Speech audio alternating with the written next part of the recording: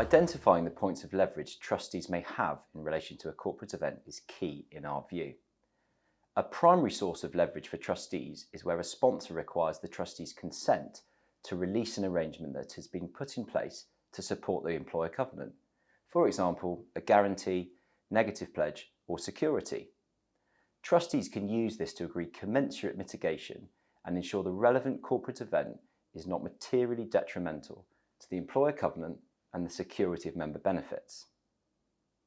In other situations, the regulatory framework will provide trustees with a degree of leverage. Now, the extent of this leverage will depend on the materiality of the detriment, which going forward will need to be considered using the long-standing Type A test, as well as the employer resources and employer insolvency tests, which have been introduced through the 2021 Pension Schemes Act.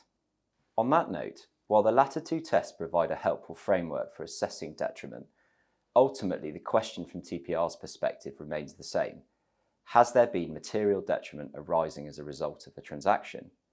With this in mind, at the outset of any corporate event, trustees should determine where their leverage is and how they can use it to protect the scheme and its members.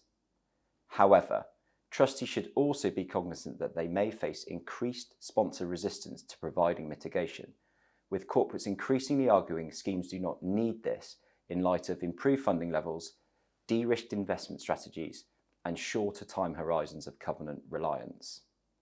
Thanks for listening to our video series, and if you do need any assistance navigating a corporate event, please feel free to reach out to anyone in the team here at Cardano.